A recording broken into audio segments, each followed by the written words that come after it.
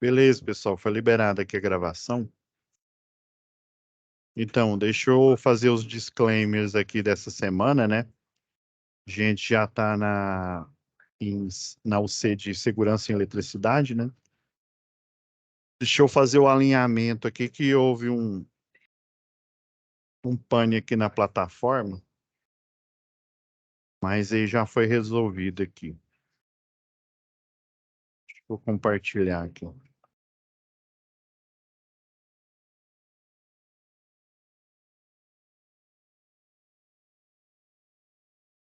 pessoal? Então, vamos lá. Como é de praxe, já montei a nossa pastinha, né? Lembrando que a última OC que a gente finalizou, né, foi essa aqui de instalações elétricas prediais, né? Agora nós estamos iniciando, né, hoje propriamente dito, é segurança em eletricidade, e a próxima vai ser, para finalizar esse módulo, né, vai ser projetos elétricos prediais, tá? Então, vamos lá. Pessoal, né, vista que o cronograma era para a gente ter iniciado na semana passada, daí em função, né, do terceiro workshop aqui de energia e automação, semana passada, né, do dia 27, ou seja, da segunda-feira até a sexta-feira, vocês foram liberados aí para se inscrever, né, nesse link aqui, se inscrever para garantir, né, a sua entrada lá no terceiro workshop. E foi depois, né, eu expliquei para vocês esse link para vocês entrarem na aula. Então, todos que se inscreveram e entraram na aula e fizeram assinaram lá a lista de presença, né, que o professor Ângelo colocou lá disponível, né, no chat lá do Teams, né, de todos os 5 dias aí, né, vai ter o seu certificado garantido, beleza? Então, esse é o evento aí que a gente vem fazendo ele de 6 meses, mais ou menos, que é para incentivar. Daí a gente chama técnicos, né, os estudantes em eletrotécnica, automação, vocês que já passaram daquele início, mas ainda estão no início do curso, né? Vocês participaram, teve alunos aí de projetos do CEP, que é a última UC aqui do curso de eletrotécnica, participaram também.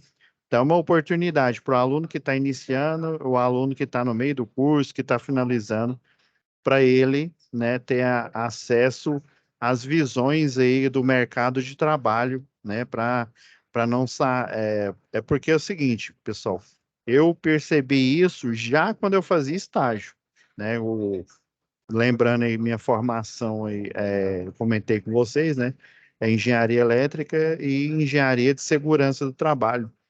Daí quando eu estava lá, parecia que eu estava em mundos diferentes. Quando eu ia, né, lá para a faculdade, a gente era muito cálculo, né, muita análise de circuito, processamento digital de sinais, né, matérias pesadas. Daí, quando eu ia para o escritório que eu já estagiava, depois eu fui contratado, tinha uma visão diferente. Eu comecei fazendo projeto elétrico, aí depois foi o de SPDA, né, que é o de supressão de descargas atmosféricas, telefonia, infraestrutura, naquela época já tinha iniciado a questão aí de infraestrutura de dados aí, né, de rede, cabeamento estruturado, que o pessoal chama, né?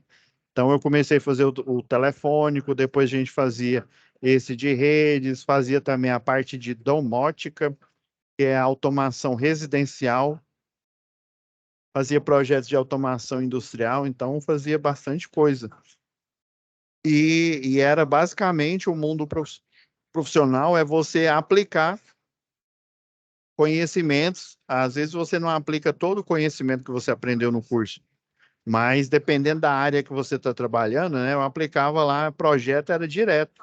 Utilizava o AutoCAD, fazia limpeza da arquitetura, depois transformava essa arquitetura em um projeto elétrico, né? Depois o meu chefe comprou um programa lá, e aí esse programa fazia lista de material, fazia tudo.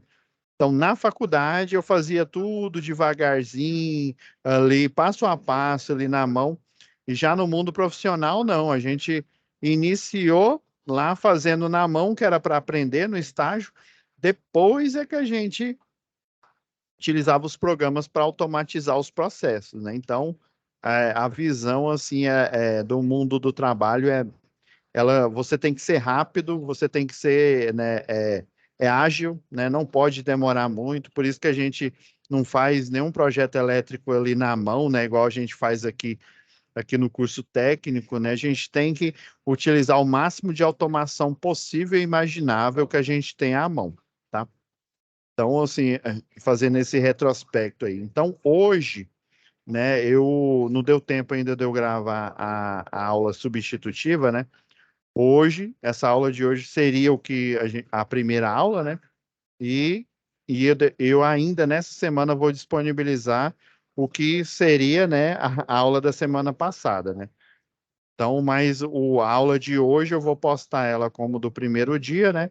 E dessa semana vai ser postada como se fosse a de hoje, tá bom? Eu acredito que você já tem acesso, né? Ou já tem bastantes dias aí que vocês têm acesso à sala aqui. Deu uma pane justamente nessa aba aqui, comunicação, que a gente tem aqui o fórum. Eu estava dando uma observada aí, o link está quebrado. Daí eu acredito que até amanhã eu arrumo esse link aqui do fórum, tá bom? Não se preocupem. O fórum, logo ele vai ser consertado e ele vai ficar disponível para vocês, né? É a única tarefa que a gente tem aqui que ainda ela está quebrada aqui. Eu vou dar uma revisada, né, e deixar disponível para vocês. Mas a atividade 1, atividade 2, o questionário SAEP 1 e o 2 aqui, ele já está disponível aqui na barra, né? Então, o fórum, quando estiver disponível para vocês, acredito que no máximo até amanhã já vai estar disponível, vai estar aqui em comunicação. E na aba situação estão as tarefas, ó, tem a situação de aprendizagem, né, aqui da primeira atividade, que é essa daqui. Então, geralmente eu começo pelo fórum, mas como o fórum ainda não está disponível, essa aula vai ser sobre essa primeira atividade aqui. Então, vamos falar aqui de segurança. Geralmente, pessoal, aqui está como segurança e eletricidade, a gente pensa em quê? Em NR10, né? Então, eu já até baixei aqui,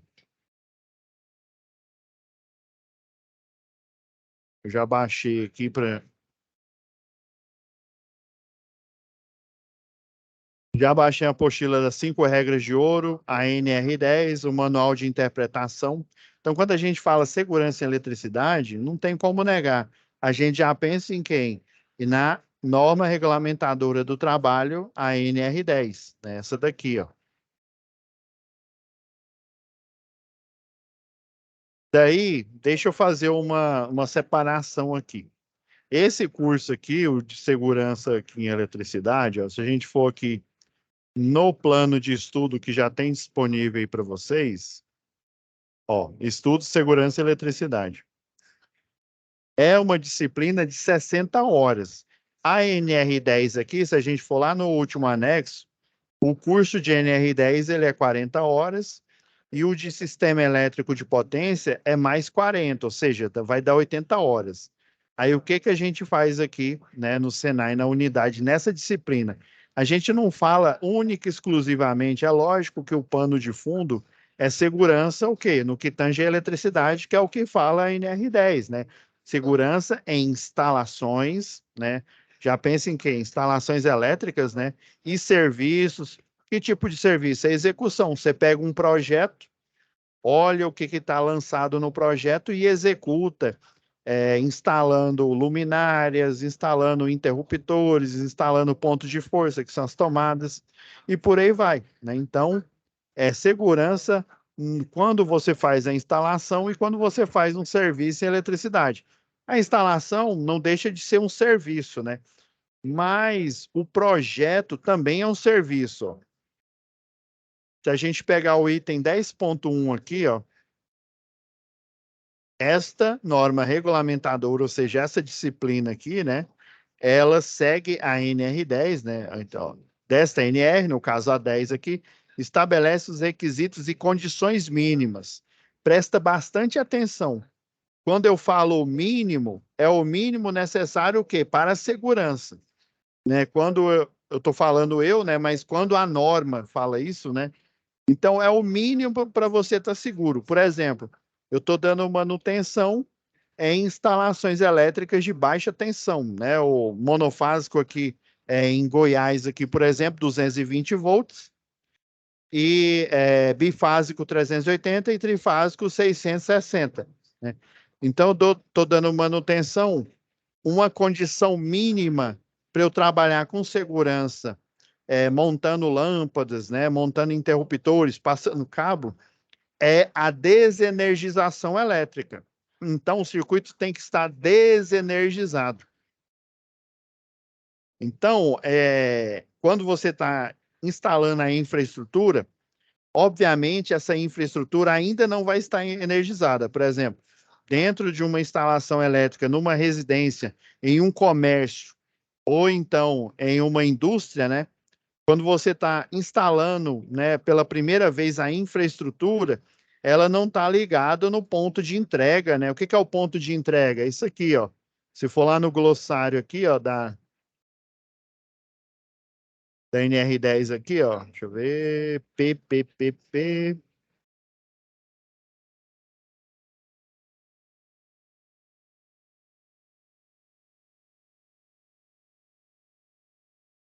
Deixa eu só achar aqui. Pom. Eu sei que tem aqui, pessoal.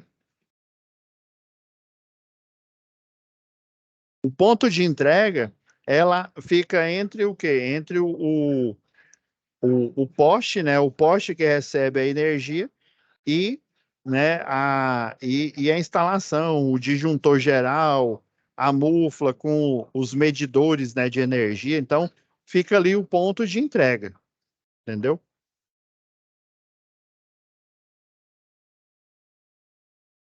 Então, são requisitos mínimos. O que que é o mínimo para eu fazer uma instalação elétrica? É o circuito estar desenergizado, né? Para um primeiro momento, a prioridade máxima em instalações elétricas é você desenergizar, né? Então, objetivando, ou seja, condições mínimas, objetivando a implementação de medidas de controle e sistemas preventivos, né?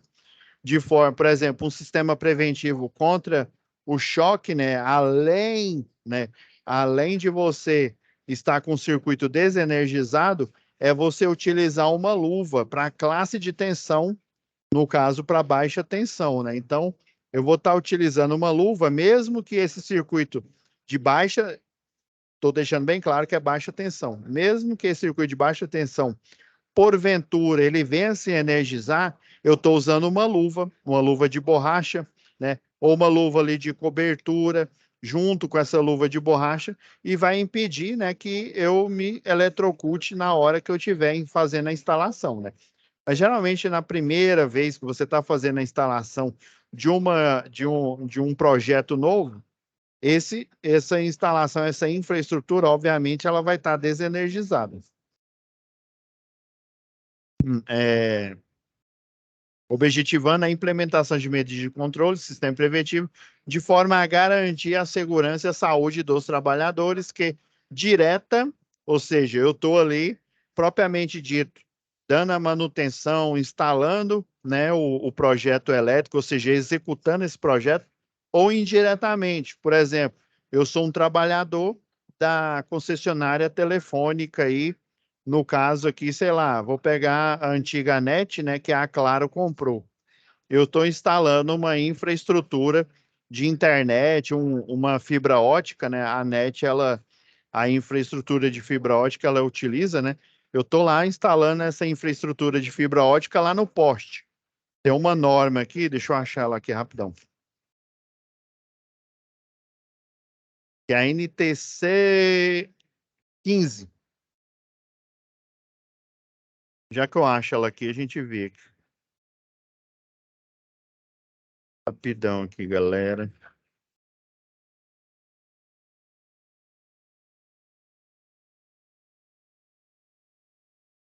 Ó, tá.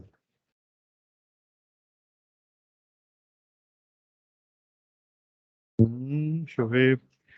Engenharia. Achei, norma técnica. Vou pegar a 15 aqui, ó.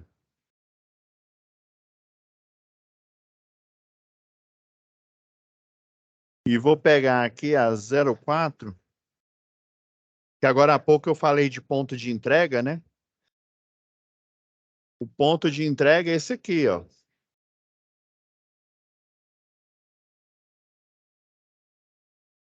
pegar um desenho aqui, ó.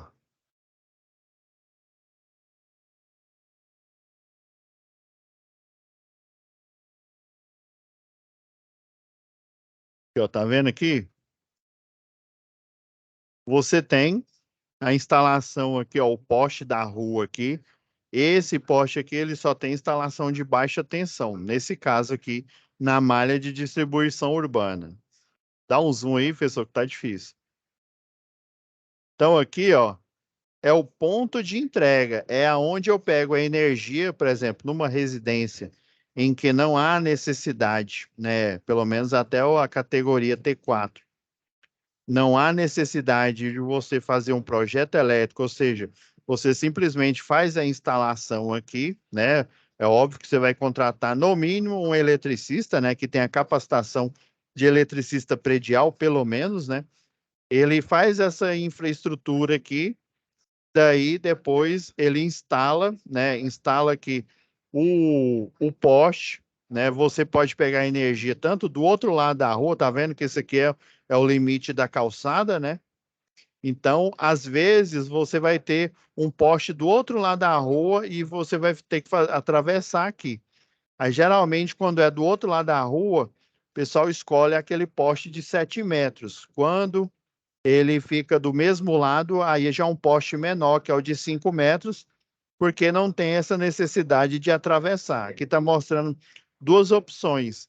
Eu tenho o poste da rede de distribuição urbana aqui da Equatorial, que está atravessando aqui o ponto de entrega, ó, está chegando nessa casa, que inclusive, ó, ela já é na porta da rua aqui.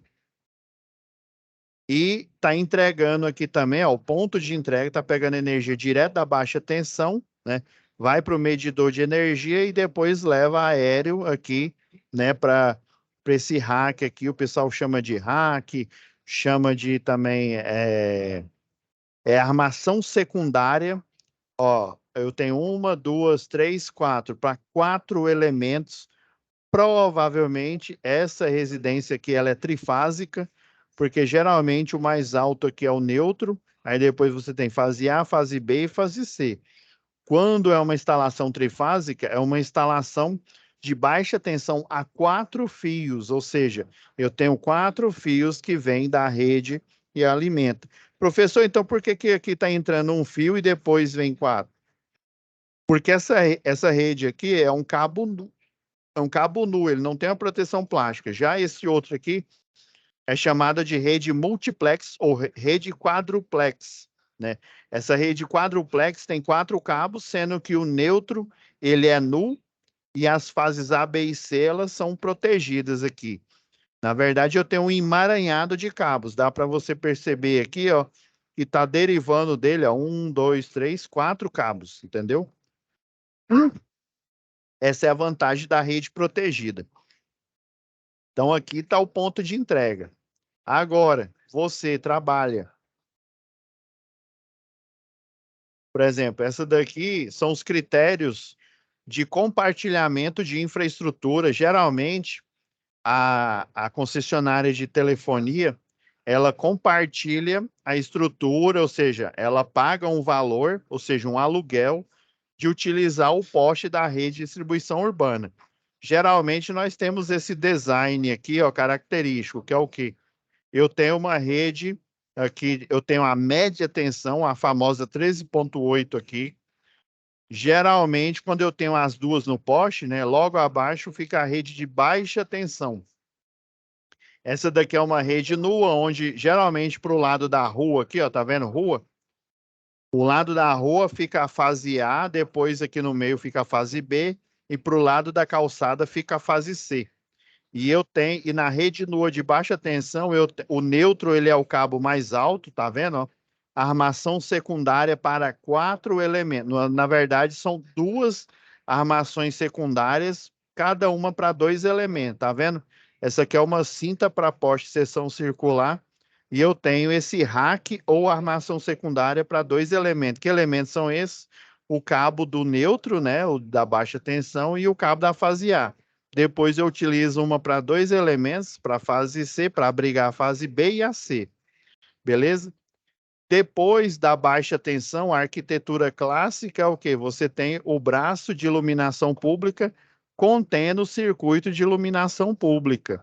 Esse circuito de iluminação pública, geralmente, ele vai derivar de uma das fases, o AA, o AB ou a C. Antigamente, lá em 1900 e Guaraná de rolha, o pessoal escolhia aleatório. Qual é o problema de escolher essa fase, uma das fases aleatórias? Qual que vocês acham que é a mais fácil de eu derivar aqui para alimentar a iluminação pública aqui? O reator, né? Geralmente o sensor ele fica bem no casquilho, bem na cabeça ali do braço ali de iluminação pública, onde ele abriga a lâmpada, né? Então, geralmente, o mais fácil é eu derivar da fase C, a fase que fica mais baixa aqui. Aí, o que que acontecia? Como ela é a mais fácil, os eletricistas danavam fazer o quê? Instalar da fase C e não instalava, às vezes da B, às vezes da A. Mas eu vou, como se diz, eu vou fazer um pouco aqui do advogado diabo aqui. Como eletricista, o papel dele é instalar infraestrutura, o papel do eletricista, do predial, do industrial, do de redes, do de linha viva, não é projetar. Apesar de que ele tenha o conhecimento, quando ele faz a capacitação, o papel dele é instalar a infraestrutura, ou seja, é seguir o projeto elétrico à risca.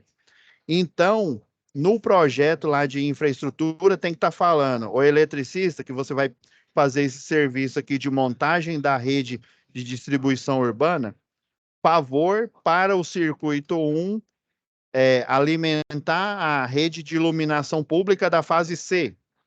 Agora, por circuito 2, você vai alimentar da fase B.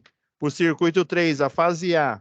Daí o projetista vai fazendo essa alternância de modo que eu tenho um equilíbrio de carga, ou seja, eu tenho, no final das contas, né, no acúmulo de circuitos, eu vou ter cargas bem próximas, ou seja, potências bem próximas, no circuito, entre o circuito 1, 2 e 3, né? Eu causando um equilíbrio de potência, né?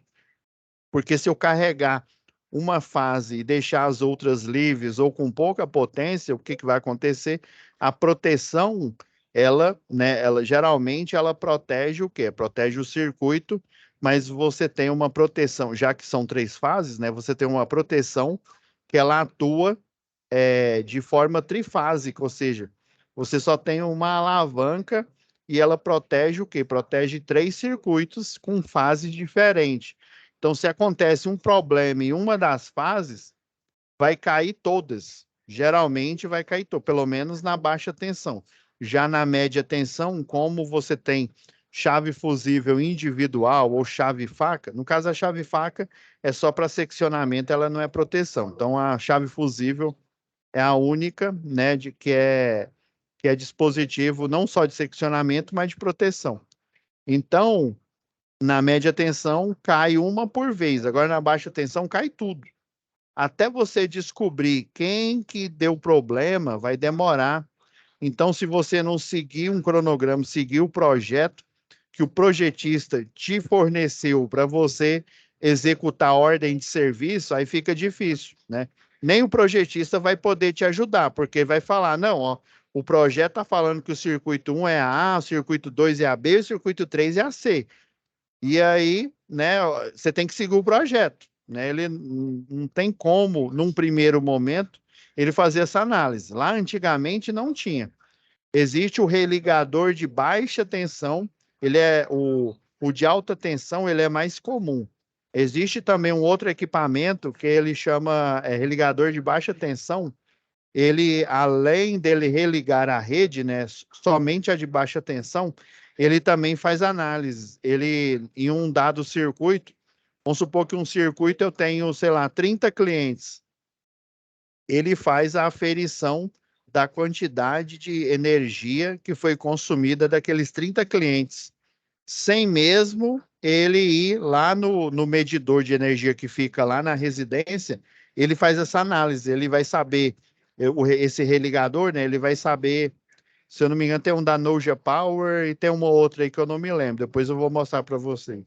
Aí o que que ele faz? Ele analisa a quantidade de energia, serve para o pessoal que faz gato lá, né? Ou se, utiliza energia, faz o furto de energia, né? Que o pessoal chama, né?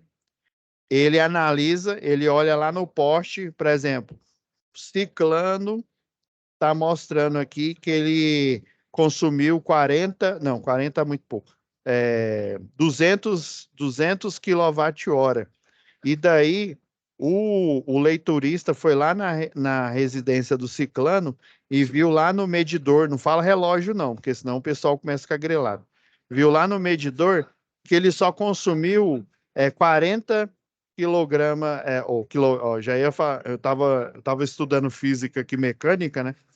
40 quilowatt-hora. Tem uma discrepância aí, né? Um tá falando que é 200 kWh e outro tá falando que é 40, né? Alguém está errado, tem algo de errado que não está correto, né? Então, provavelmente é o cliente que fez, né, o furto de energia, né? E daí, porque assim, o mais inteligente, ele não desliga ele totalmente, porque todo mês o leiturista vai lá e dá uma conferida, e é óbvio que o medidor, ele sempre vai o quê? Vai aumentar o valor das análises dele, né? Agora, se você sempre chega lá, tá zerado, de duas, uma, ou realmente não está consumindo, né? Mas mesmo que ele não estiver consumindo, você tem o que? O serviço medido, ou seja, o valor mínimo para uma instalação mono, para uma instalação bifásica ou para uma instalação trifásica, que você paga por mês, mesmo se você tiver viajado, vamos supor que você tirou a geladeira da tomada, né? Aí você passa um mês fora, até sem a geladeira tá ligada. Você não consumiu nada, mas vai ter um valor mínimo que vai vir na sua conta de energia. Então ele faz essa análise, né? Uma das análises é essa, da qualidade de energia. Ele faz a análise para ver quais das fases, através, ele tem um TC, né? Um TC, o que que é? É como se fosse um alicate multímetro, né? Aí ele tem um TC que ele calcula em tempo real a corrente elétrica e ele tem um TP, né, que calcula em tempo real o potencial elétrico, né, a tensão da rede. Então, com um potencial elétrico com a corrente elétrica, multiplicando, né, jogando em um fator de potência, geralmente para residencial eles não consideram o fator de potência, não. Joga o valor da tensão e da corrente. Você vai ter o quê? A potência elétrica consumida, né? Juntamente com o tempo, que geralmente o faturamento mínimo, eu sei que o máximo é 33 dias e no mínimo, se eu não me engano, é 20 ou é 22.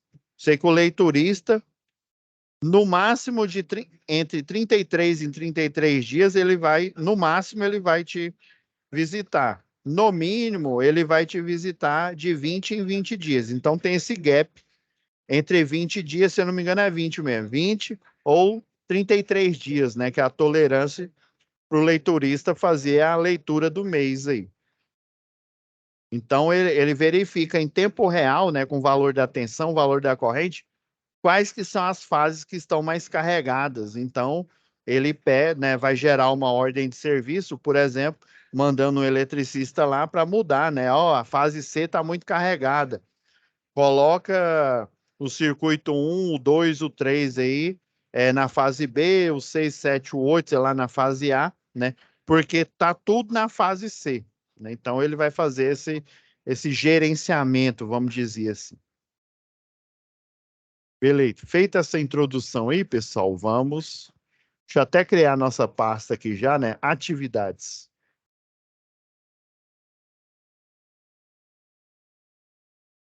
Vamos falar da atividade 1 aqui. Já vamos baixar a situação de aprendizagem.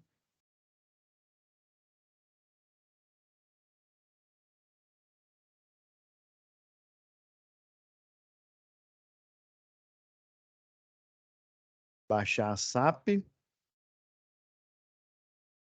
Eu vou deixar ela aqui dentro da pasta atividades, né?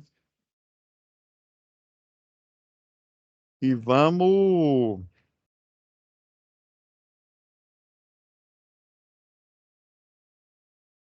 baixar a folha, né, da atividade 1 aqui.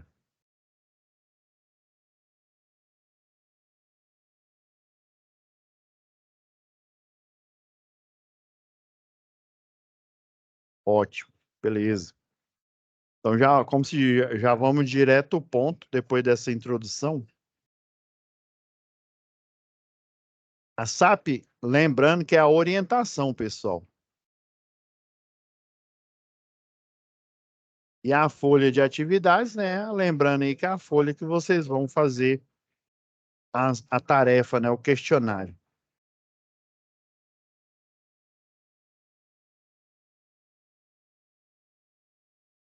Deixa eu tirar desse modo, é porque eu gosto de pôr nesse modo aqui de parágrafo. Quando você clica aqui, ó, você vem em página inicial, ó, clica nesse aí, mostrar parágrafo. Aí ele mostra os espaçamentos aqui, ó. Então, beleza. Então, essa é a tarefa da situação de aprendizagem 1 aqui. Vamos lá. Contexto 1.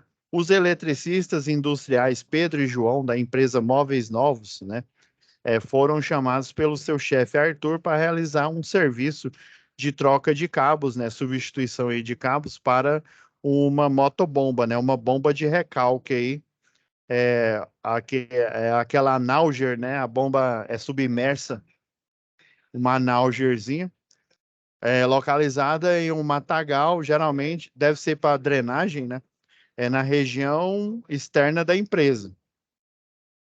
Então deve ser um mangue, né? Geralmente eu já prestei serviço ali no Recife, e aí tem uma região ali onde fica próximo da praia, né? E daí quando baixa ali aí você tem a maré alta, né? Aí depois que dá a maré baixa, fica uma faixa ali do terreno que ela fica submersa, né? Fica alagada por um tempo. Aí depois que sai, fica, por exemplo, todos os dias, né? Ela fica alagada e depois ela seca. Então não dá tempo. Aí ela vira o que o pessoal chama de mangue, né? Aí vira uma área ali também que pode acumular água ali, dependendo, obviamente, né? Fica ali acumulada. E, e, e todo dia isso acontecendo, se esse terreno ele for muito compactado, a água fica ali retida ali, né? Então o pessoal tem que utilizar o quê? Um sistema de drenagem, né? O mais simples é utilizar uma motobomba, né? Para você fazer a drenagem, né? Dessa água que fica ali empoçada. Realmente no mangue, né? Fica enlameado, né? Até o pessoal lá do Recife, essa área onde eles pegam os caranguejos, né? Beleza, numa região externa da empresa tem um matagal e esse matagal, obviamente, né, ele fica sempre alagado, por isso que utiliza a bomba de recalque para fazer a drenagem. Eu estou chutando aqui. Naquele dia estava muito seco, né? Ou seja, o lamaçal, né, deveria ser pouco, né? E a temperatura estava alta, ou seja, estava muito quente. A orientação informada pelo chefe do serviço, né, deve ser o chefe de equipe, né, deveria ser feito o mais rápido possível, pois parte da empresa sofria com falta de água. Ah, beleza. Estranho, né? Um matagal. Então eu tô achando que isso aqui não é um serviço de drenagem, não. Isso daqui é um serviço mesmo de bomba de recalque, provavelmente é um poço artesiano, né? Já mudei aqui. Que tá falando que tá sem água, né? Eles não vão pegar a água do mangue, né, como água potável, né? Então esse friso aqui foi para dizer, né? Foi para dizer que estava com falta d'água aí, beleza. Os eletricistas John e Pedro, né? sobre a pressão do chefe, né? Ou seja, ou faz serviço logo, né?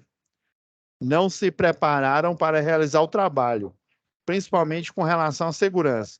Eu estou chutando aqui que ele deu grito neles e aí eles foram, como se diz, foram no susto, principalmente com relação à segurança. Beleza. Separar o mínimo de materiais de, é, de trabalho era o fim de tarde. Ixi, ó, a estatística, pessoal, para acidente acontecer, principalmente quando a gente fala de instalações elétricas, seja ela predial, industrial, piorou as instalações que ficam na infraestrutura da rede de distribuição urbana.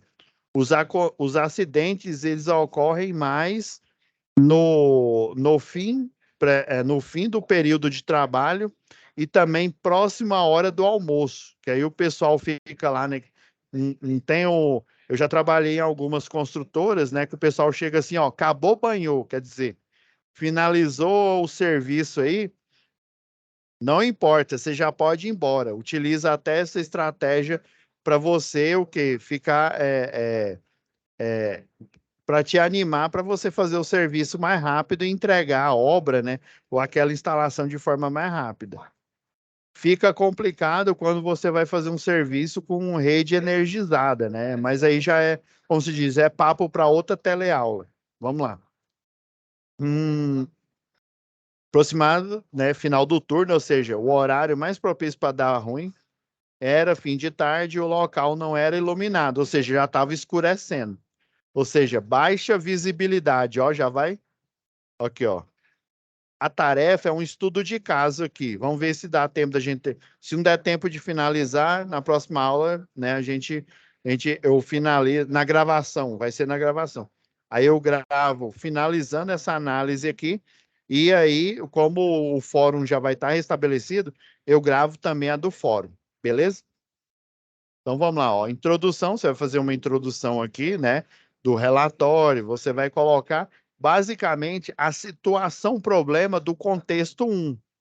Pegou a visão? Vai pegar a situação problema que foi relatada até aqui, ó, no primeiro, segundo, terceiro, até o quarto parágrafo. Beleza. Então vamos terminar de ler aqui para vocês começarem a entender.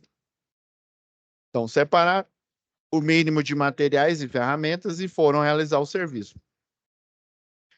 Pouca iluminação, então, ó, tá vendo aqui, ó, causas imediatas e causas básicas do acidente. Aqui de azul, ó, descrever a causa imediata e básica do acidente relacionada aos fatores pessoais, ato inseguro, a fatores do ambiente, ó, condição insegura.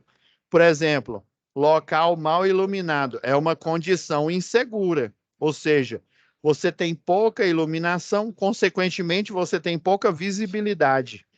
Então, é o quê?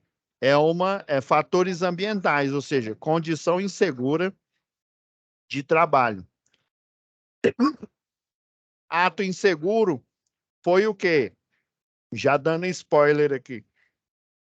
Foram eles decidirem ir fazer o serviço sem tomar as medidas de segurança. Estava escurecendo, né? A iluminação estava pouca. Algumas empresas que eu trabalhei, o pessoal colocava no capacete de segurança. Vocês já viram aquela, tipo uma lanterna? Aí geralmente tem uma que ela já fica colada no capacete e tem outra que ela tem uma espécie de uma fita, né? Ela dá a volta aqui assim na cabeça. E aí, geralmente eu também já vi o pessoal que anda de bicicleta, né? Faz mountain bike, também utiliza, né? Às vezes o pessoal faz a trilha à noite, né? Ou escuro, utiliza esse auxílio aí. Então, leiam, né? Isso daqui, essa parte azul aqui, ela não é só para ele encher linguiça, não, pessoal. Já é uma dica para vocês, ó, do que é fatores, né? Condições inseguras de trabalho e ato inseguro.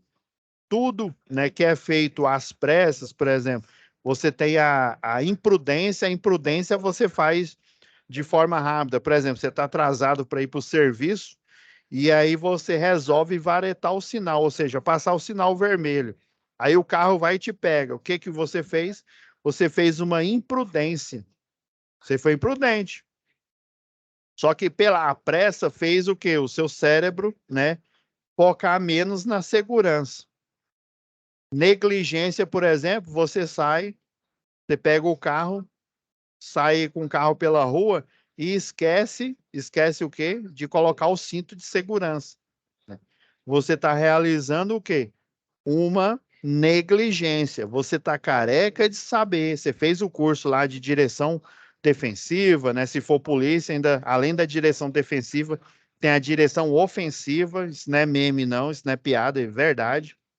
Essa direção ofensiva é justamente para você interceptar um bandido, por exemplo.